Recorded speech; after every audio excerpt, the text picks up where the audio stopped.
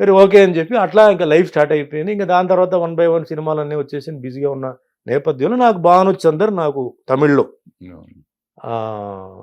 కారైక్కుడి నారాయణ అని చెప్పి రైటర్, ఆయన పిక్చర్లో ఫస్ట్ నాకు పరిచయం. ఉమ్, సో ఫస్ట్ నాకు భానుకు జెల్ ఎందుకు అయిందంటే తను కూడా మార్షల్ ఆర్ట్స్, ఉమ్, ఇద్దరు మార్షల్ ఆర్ట్స్ డిస్కషన్ ఫైట్ చేసే రియల్ ఫైట్స్ అని చెప్పి అతను Suman you have to act in Telugu Suman um, అని చెప్తే నేను చెప్పాను భాను నా first of all I'm not an actor, um, second thing ఏదో వచ్చేది చేస్తున్నాను, ఇట్స్ అ డిఫరెంట్ లాంగ్వేజ్, నాకు లాంగ్వేజ్ ఏమో తెలియదు, అక్కడ ఇండస్ట్రీలో నాకు ఎవరు తెలియదు, ఐఎమ్ నాన్ లోకల్, ఇవన్నీ ఉన్నాయి భాను, ఇక్కడ ఉన్నావు వస్తాను, లేదు లేదు లేదు ఆ, నువ్వు ఖచ్చితంగా నువ్వు హిట్ అవుతావు, అది అతను ఎట్లా జోష్ అని చెప్పాడు నాకు తెలియదు.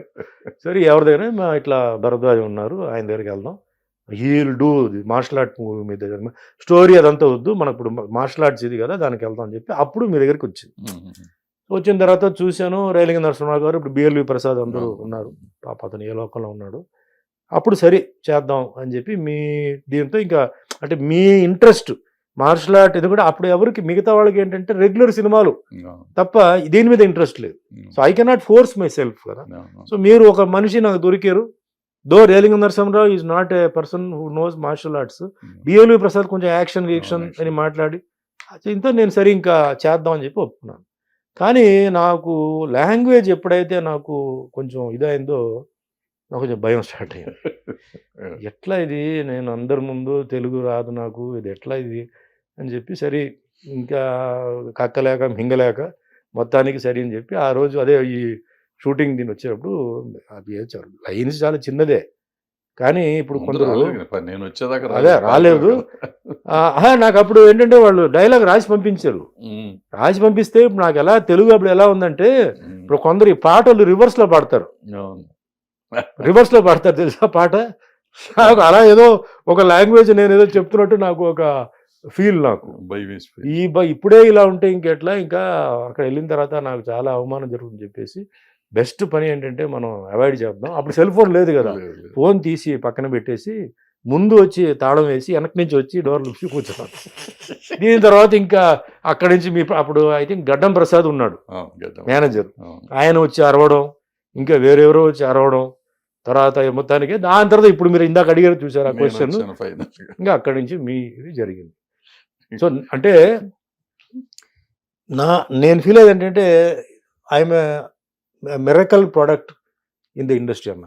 ఎందుకంటే ఫస్టే నేను అక్కడ నాన్ లోకల్, ఎందుకంటే మా సొంత ఊరు కర్ణాటక, మా మదర్ ఫాదర్ వచ్చారు, అక్కడ పుట్టాను, బట్ అక్కడ పెరిగాను, చదివాను, పెరిగాను. తమిళనాడు వాళ్ళు నన్ను ఒక యాక్టర్గా చేశారు, దాని తర్వాత ఇక్కడికి రావడం ఒక లాంగ్వేజ్ తెలియని ఒక ప్లేస్కి, అంటే ఇక్కడ మన ట్విస్ట్ చూడండి, మన సినిమా చేసేటప్పుడు మీరు అప్పుడు ఆల్రెడీ అప్పుడు కృష్ణ గారు జయప్రద గారితో ఏదో సినిమా మీరు తీస్తున్నారు, మీరు దాంట్లో అక్కడ మీరు ఇరుక్కున్నారు, అది గ్యాప్. ఆ గ్యాప్లో రాఘవ గారు కూడా రామకృష్ణ రావడం, ఆ డేట్లు మీ దగ్గర మిగిలిపోయిన డేట్లు నేనే తీసుకెళ్ళాను, రాఘవ గారి దగ్గర తీసుకెళ్ళి ఇచ్చారు. ఆ సినిమా గబగబా డే అండ్ నైట్ హైదరాబాద్లో వచ్చి చేసి 1 year ఆడింది. సరే 1 year ఆడడం కాదు, ఆ సినిమా జరిగేటప్పుడే వేరే ఆఫర్స్ అన్నీ రావడం అట్లా నా లైన్ అలా దీనికి వచ్చేసి ఇంకా తెలుగు ఫీల్డ్ కంఫర్టబుల్గా ఉంటుందని చెప్పేసి అక్కడ last picture darling darling darling Bhagyaraj గారితో, అక్కడతో అది నేను ఇంకా వెళ్ళిపోతున్నానండి, ఇంకా నేను ఫర్దర్గా ఒప్పుకోవట్లేదు చెప్పి తమిళ్ ఇండస్ట్రీకి నేను అక్కడ నమస్కారం పెట్టి నాకు ఈ అవకాశం ఇచ్చినందుకు థ్యాంక్స్ చెప్పి, that is how I came to Telugu వచ్చింది. ఇక్కడ ఏంటంటే ఎఫర్ట్ అంటే యాక్టర్గా ఎస్టాబ్లిష్డ్, అంటే what I mean to say performance అవన్నీ ఓకే, బట్ లాంగ్వేజ్ ఇప్పుడు లాంగ్వేజ్ కావాలి, లాంగ్వేజ్ పెద్ద తెలియకపోతే పెద్ద మైనస్ అది పర్ఫార్మెన్స్లో దీంట్లో. సో కింద మీద పడి ప్రొడక్షన్ వాళ్ళతో వీళ్ళతో మాట్లాడి ముందు బూతులన్నీ నేర్చుకుని, ఎందుకంటే మమ్మల్ని తిడుతున్నారా పొగడుతున్నారా తెలుసుకోవాలి కదా. సో ముందు అన్ని బూతులు ఏంటి అన్ని రాసుకున్నాను పేపర్లో, అంటే వాళ్ళు చెప్తున్నప్పుడు ఏంటనేది. సో అట్లా ఇండస్ట్రీకి వచ్చి ఈ ఇండస్ట్రీలో తెలుగులో 100 సినిమాలు హీరోగా చేసి, తర్వాత అన్నమయ్యలో వెంకటేశ్వర స్వామిగా, రామదాస్లో రాముడుగా, సత్యనారాయణ స్వామిలో సత్యనారాయణ సినిమా చేస్తూ మంచి సినిమాలు, అంటే డిఫరెంట్ క్యారెక్టర్స్ రావడం, నేను ఒప్పుకోవడం, చేయడం, చిన్న సినిమా పెద్ద సినిమా అది ఇది చేయడం, అన్ని అప్స్ అండ్ డౌన్స్, అంటే ఫిల్మ్ ప్రతి బిజినెస్కి ప్లస్ మైనస్లు ఉంటాయి, అది నేర్చుకోవాలి, బిజినెస్కి వెళ్తే కానీ తెలియదు. అవన్నీ నిజంగా నేను ముందు బాగా దెబ్బతిన్నాను. Because I was too fair. అంటే మాకంతా వేరే ఒక ఫ్యామిలీ నుంచి నేను వస్తున్నాను. సినిమా ఫ్యామిలీ అయితే నాకు నేర్పించేవారు ఇది చేయకూడదు, ఇలా మాట్లాడకూడదు అని చెప్పి. సో తెలియకుండా కొన్ని మాటలు ఫ్రాంక్గా మాట్లాడడం, కొన్ని ఓవర్గా వర్క్ చేయడం చెప్పడం, ఇవన్నీ చేసి కొంచెం మైనస్లన్నీ పడింది. But that is life. అంటే మాలాంటి వాళ్ళకి, సినిమా ఇండస్ట్రీ ఉన్న వాళ్ళకి అది కాదు. ఏమి తెలియని వాడికి వచ్చి ఆ కింద మీద పడి లేచి మొత్తానికి ఏంటంటే ఇది 46వ సంవత్సరం అంటే ఫిలిం ఇండస్ట్రీ రావడం. ఇంకా దేవుడి దేవాలు ఏంటంటే సినిమాలు అది ఇది. ఇప్పుడు మీ ఆశీర్వాదంతో 10 లాంగ్వేజ్లో ఐఎమ్ బిజీ.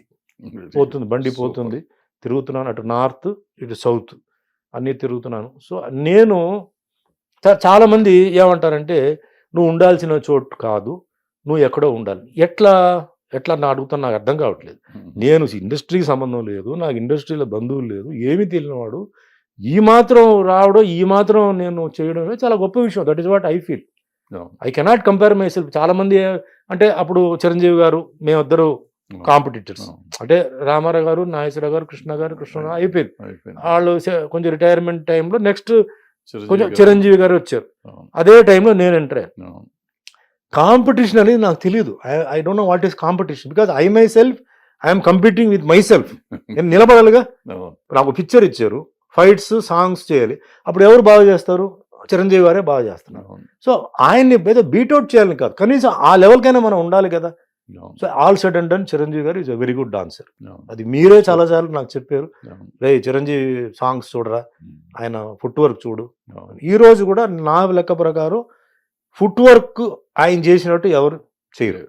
ఈ రోజు కూడా ఆయన ఏజ్లో కూడా అదే గిఫ్ట్, అది ఆయన మెయింటైన్ చేశారు. సో చాలా మంది ఏంటంటే నార్త్లో కూడా ఏంటంటే చిరంజీవి గారు అంటే ఆయన డాన్స్, ఆ ఫుట్ వర్క్, తర్వాత ఆ బాడీలో గ్రేస్, ఏదో 1, 2, 3, 4 అలా కాదు, బాడీలో గ్రేస్ ఆయనకి క్రేజ్, అది మనం ఒప్పుకోవాల్సిందే.